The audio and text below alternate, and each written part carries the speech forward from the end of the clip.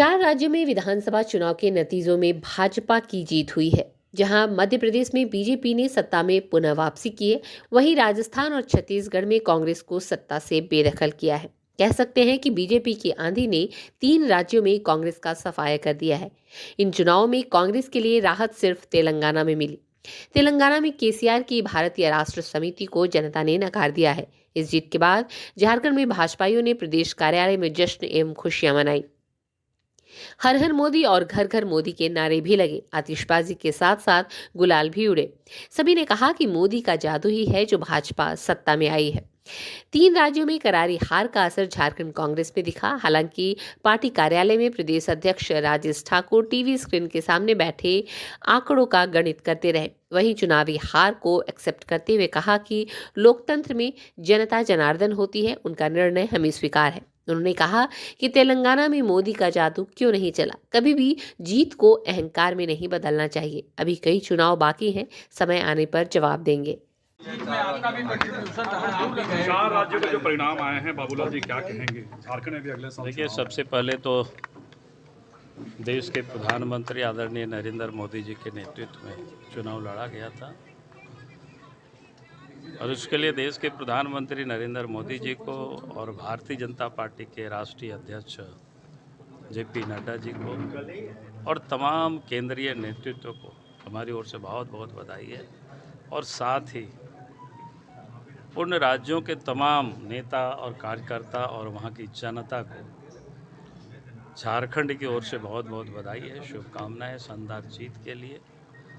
मैं समझता हूं कि मोदी जी की जो गारंटी है, उस गारंटी पर देश की जनता ने, उन राज्यों की जनता ने एक मोहर लगा दी। चूँकि वास्तव में हम छत्तीसगढ़ गए थे तो लोग कह रहे थे कि भाई जब घोषणा पत्र जारी हुई उसके बाद कुछ लोग मिले तो कहा कि नहीं, अगर इसी बात को मोदी जी के मुंह से निकल जाएगी तो हम लोग उसको गारंटी समझेंगे।